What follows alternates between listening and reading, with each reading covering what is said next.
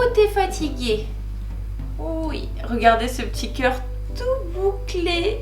Hello mes petites beautés, on espère que vous allez bien. Bienvenue dans cette nouvelle vidéo comme chaque mardi et chaque samedi. Aujourd'hui c'est une vidéo que j'avais vraiment envie de faire, que j'ai pas vue encore sur YouTube. Je vais vous parler de toutes les tendances beauté qui ont commencé à fleurir fin 2019 et qu'on va voir tout 2020. Je voulais déjà vous dire que cette vidéo n'est pas sponsorisée, je vais parler de certaines marques et de certains produits mais j'ai rien reçu pour en parler et les marques ne sont même pas au courant. C'est juste pour illustrer mes propos. C'est une vidéo qui m'a été inspirée notamment par mon séjour, mon voyage presse à Séoul avec le groupe Amour et Pacifique. J'ai pu observer là-bas de nombreuses tendances beauté qui vont venir en Europe un petit peu plus tard. J'ai juste adoré observer toutes les nouveautés en termes de skincare, de make-up, de technique aussi pour se maquiller.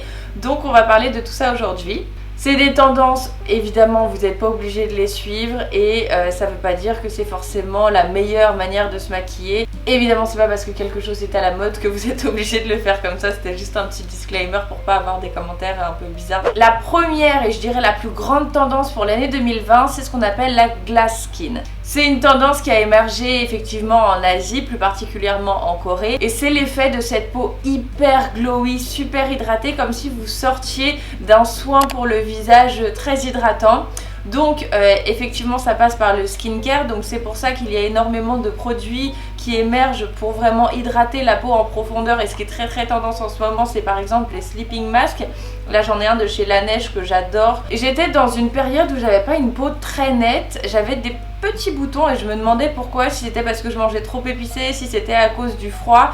Et en fait c'était juste des petits boutons de déshydratation et lorsque j'ai appliqué ce produit tous les soirs pendant une semaine, ma peau est redevenue complètement lisse. Donc gros coup de cœur pour celui-ci, je vous le conseille. Donc voilà, les sleeping masks, grande tendance du moment. Après vous avez aussi les sprays fixateurs, vous savez les brumes par exemple d'eau de rose que vous pouvez mettre avant de mettre votre make-up mais que vous pouvez aussi mettre après votre make-up pour enlever l'effet poudré parce que c'est complètement fini. Maintenant on veut une peau qui est glowy, donc ça permet aussi de réhydrater votre peau durant la journée si elle commence à devenir un petit peu sèche, mais aussi pour enlever le côté un petit peu plâtre, masque du make-up trop poudreux. Celui-ci je l'adore, il m'a sauvé dans l'avion.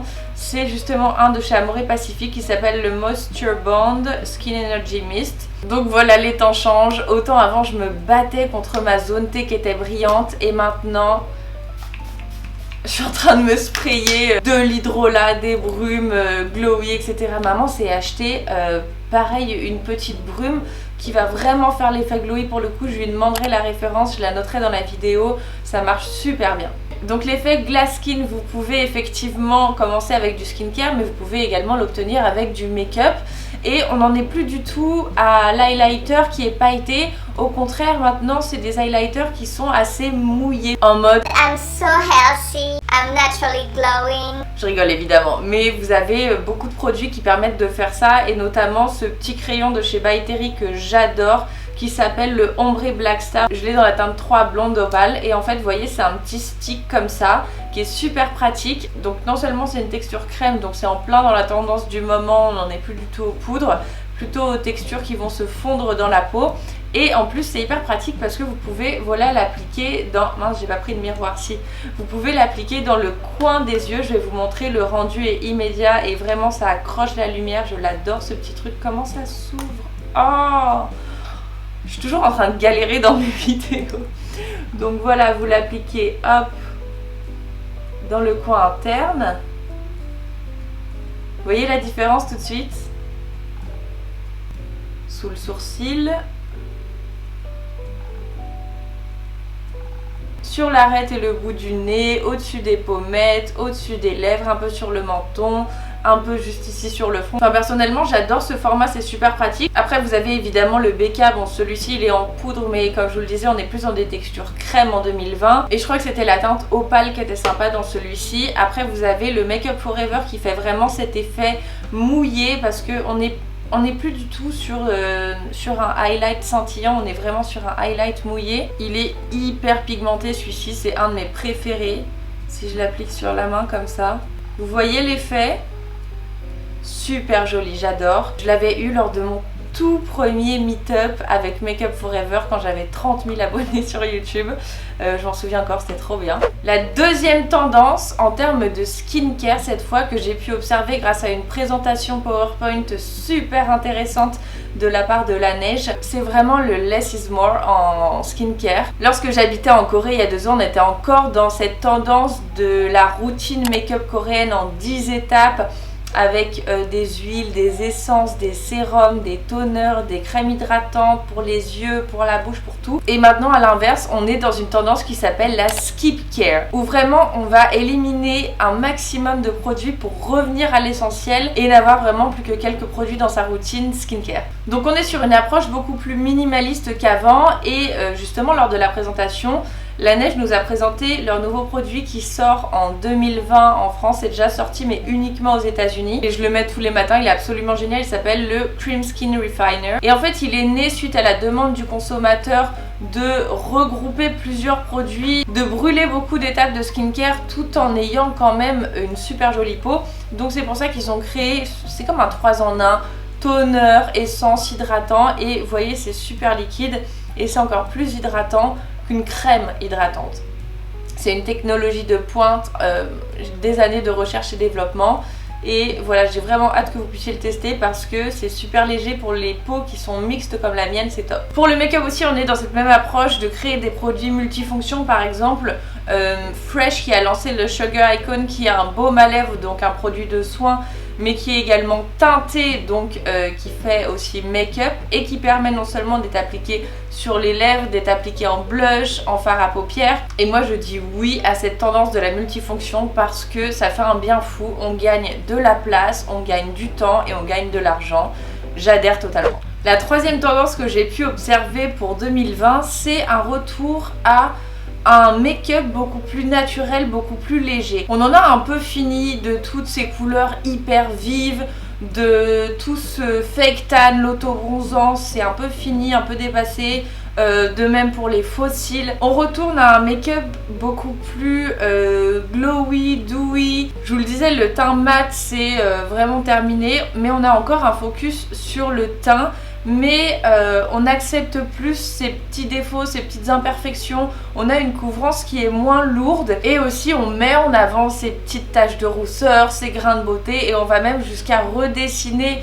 Il y a des produits qui existent pour créer des petites taches de rousseur et on va redessiner ces grains de beauté par-dessus le fond de teint pour avoir un aspect de fond de teint plus léger. On accepte et on aime les petites irrégularités parce que ça donne un côté beaucoup plus frais, beaucoup plus naturel. On est sur des sourcils qui sont beaucoup moins Kim Kardashian, ça qui était la grande tendance en 2018-2019.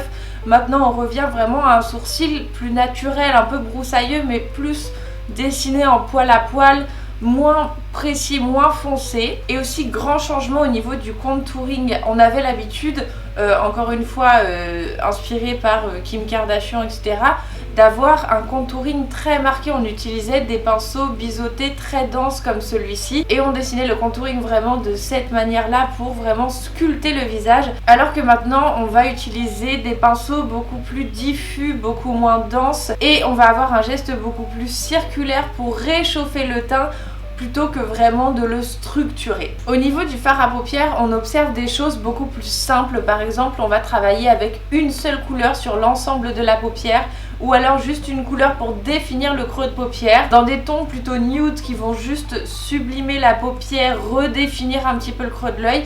Mais on a également la grande tendance du pastel et de la paupière très highlightée, encore une fois qui attrape la lumière. Et ça c'est ma copine Farina qui le fait à la perfection. D'ailleurs elle a bientôt les 300 000 abonnés. Allez vous abonner à sa chaîne, elle le mérite vraiment, elle est super douée et c'est un petit cœur. Et justement elle est vraiment très douée et elle a bien compris cette tendance de la paupière pastel. On voit beaucoup de bleu ciel, de vert clair, de rose pâle, donc des teintes très douces et très lumineuses au niveau de la paupière et aussi très diffuses.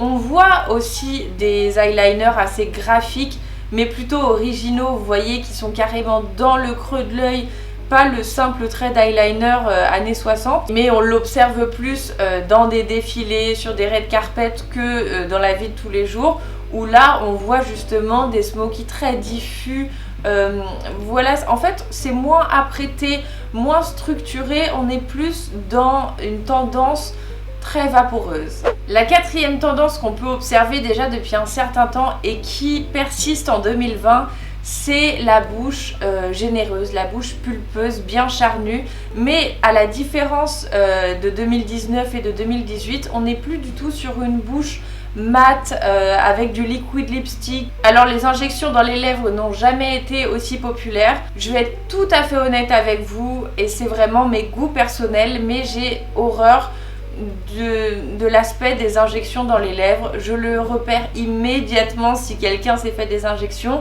et c'est quelque chose que je n'aime pas personnellement. Je dis pas que c'est moche, c'est juste que c'est vraiment pas mes goûts. Si vous avez envie de le faire, eh bien allez-y. Mais si vous avez une bouche fine et que vous êtes complexé parce que bah voilà, c'est la tendance du moment d'avoir une bouche plus généreuse, ne cédez pas non plus à l'appel des injections. Vous pouvez tout à fait avoir ce rendu avec un crayon à lèvres et personnellement c'est ce que je fais depuis que j'ai 16 ans. En fait c'est le premier outil de maquillage que j'ai utilisé, c'est le premier produit, le crayon à lèvres, avant même le fond de teint, le mascara, etc. J'ai toujours adoré redessiner mon contour des lèvres, dépasser un petit peu, et je préfère ça aux injections parce que vous pouvez tout à fait réussir à faire des lèvres plus grandes sans le volume des injections, sans le bourrelet ici et le muscle qui se fige. Je vous ai ramené mes crayons à lèvres préférés parce qu'on me demande à chaque fois, donc je vais vous dire les noms. Il y a beaucoup de NYX, j'aime bien la texture un petit peu sèche de leur crayon parce que ça permet d'être beaucoup plus précis et ça tient plus longtemps qu'un crayon qui est trop gras et qui s'en va direct lorsque vous buvez.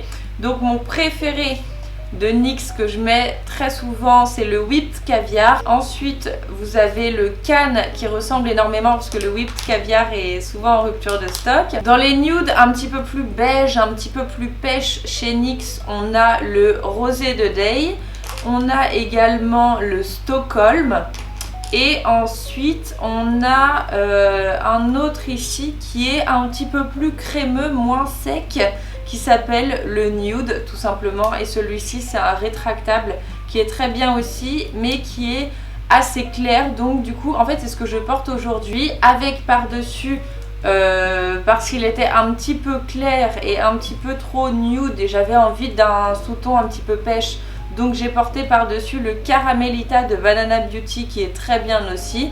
Une texture un petit peu plus crémeuse, un peu moins sèche et légèrement en contour parce que c'est ça aussi qui donne de la dimension aux lèvres.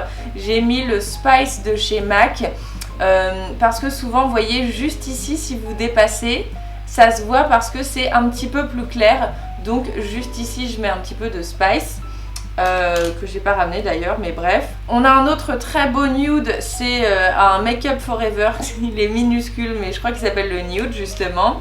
Charlotte Tilbury Pillow Talk, c'est vraiment un de mes, je crois que c'est mon deuxième ou mon premier préféré, il est vraiment trop beau. Et un autre Banana Beauty, vraiment couleur parfaite, le Nana Naked, le nude par excellence. Voilà, ça en fait pas mal. Si vous cherchiez de l'inspiration pour des crayons nude, je viens de vous dévoiler tous mes préférés. Et ensuite sur les lèvres comme pour le teint, on est sur des tendances vraiment glossy, gourmandes, brillantes. En fait comme pour la mode, le make-up ça n'est qu'un éternel renouvellement, recommencement. Et vous vous souvenez de cette chanson, le rouge à lèvres c'est fini, maintenant c'est le gloss. Et bien voilà, maintenant c'est le gloss et celui que je peux vous proposer c'est le Lip Injection de Too Faced qui est un peu mentholé. Il va vraiment stimuler la circulation sanguine, donc ça va faire gonfler vos lèvres pendant quelques heures, hein, n'exagérons rien. Et ensuite ce genre de petit rouge à lèvres teinté, celui-ci c'est un NARS que j'adore qui s'appelle le Orgasm, comme le blush. Et vous voyez c'est une couleur qui est hyper subtile. Je vais vous montrer, mais là je suis dans des teintes plutôt pêche et là c'est plutôt rose, mais vraiment non ça va. En fait ça rapporte juste un petit peu de gloss, un petit peu de fraîcheur, un petit peu de brillance. Et ça pareil, vous pouvez même le tapoter sur le haut de vos joues juste pour rapporter ce côté un petit peu mouillé. Vous voyez ce que je veux dire? Ça c'est très tendance en 2020. Et je vais vous montrer le Lip Injection que j'adore aussi. Il a des particules un petit peu nacrées, donc ça donne encore plus de volume aux lèvres. Vous voyez tout de suite, bam, on dirait que j'ai fait des injections, alors que je vous jure que ma lèvre supérieure est beaucoup plus fine que ma lèvre inférieure. C'est pas un défaut, regardez Taylor Swift, ça lui donne un côté super sexy, mystérieux. J'aime beaucoup personnellement cette différence entre la lèvre du haut et du bas et je trouve ça dommage de vouloir absolument corriger avec des injections en pensant que c'est un défaut, alors que je trouve ça juste super cute, ça fait vraiment très petite poupée. Mais sur mon visage, j'aime beaucoup dépasser sur les lèvres du haut. Enfin après voilà, le make-up c'est aussi un jeu, c'est fait pour vous amuser. Prenez pas trop ça au sérieux, vous voyez c'est des tendances, ça va, ça vient. Avant c'était la tendance des lèvres très fines, des sourcils très fins, maintenant on est revenu à des choses plus volumineuses et vous verrez que dans quelques années on reviendra à des sourcils fins, des petites lèvres fines, etc. Vous prenez pas trop la tête, c'est pas parce que quelqu'un a des lèvres fines qu'elles vont être moins jolies et moins sexy qu'une autre personne, parce que au contraire ça va très bien aller avec son visage. Bref, la beauté c'est subjectif. Oula, ça commence vraiment à me piquer le lip injection, vous voyez, à partir d'un certain moment ça vous picote comme ça parce qu'il y a le côté mentholé qui vraiment va activer la circulation sanguine. Je pense d'ailleurs que ce serait pas très bon de l'appliquer tous les jours, mais voilà, pour une soirée, c'est sympa. Je vous ai pas montré l'effet du petit Sugar Icon là de Fresh. C'est très léger, si vous en mettez un tout petit peu, vous pouvez vraiment tapoter sur le haut de vos joues, ça donne un côté super frais. Mais si vous appliquez plus, et bien voilà, il y a plus de pigments, donc c'est plus intense. Et en parlant de rouge, en 2020 on voit encore des belles lèvres rouges, mais on a encore cette tendance coréenne qui revient en Europe et qui consiste à appliquer du rouge au centre des lèvres seulement et vraiment avoir l'effet très diffus aussi. On a une bouche qui est moins définie qu'avant. Tout comme le reste, comme je vous le disais, avec le contouring, avec le fard à paupières, etc. On est sur une beauté plus naturelle, moins apprêtée. Et la cinquième tendance, et ça je trouve que c'est vraiment la meilleure, un grand bravo à toutes ces entreprises qui font la démarche d'avoir une empreinte environnementale moins négatives, qui vont vers une approche beaucoup plus écologique en utilisant moins de plastique, en utilisant moins d'eau pour produire leurs produits ou leur packaging, ou alors en réutilisant l'eau. Et ces entreprises qui font aussi les produits multifonctions, les 3 en 1, c'est effectivement une stratégie commerciale, mais c'est également bénéfique pour l'environnement parce que on réduit la quantité de produits, donc on réduit la quantité de déchets, de tout ce que vous voulez, donc c'est vraiment parfait. Toutes ces entreprises également qui proposent de recharger les produits et qui permettent ainsi aux gens d'avoir une consommation beaucoup plus responsable, beaucoup plus raisonnable. Et voilà, je suis vraiment ravie qu'à l'aube de 2020, de plus en plus d'entreprises aient compris l'importance d'avoir une empreinte écologique, environnementale moins négative. Dites-moi dans les commentaires quelle est votre tendance préférée. Dites-nous si vous avez des gestes qu'on connaîtrait peut-être pas pour justement avoir une approche plus responsable, plus éco-friendly. Donc laissez-nous tous vos tips dans les commentaires. On se dit à samedi matin 10h dans une prochaine vidéo, ou sinon tout de suite sur Instagram. On a dépassé la barre des 60 000, je suis trop contente. Merci beaucoup et bienvenue à toutes ces nouvelles personnes. À samedi!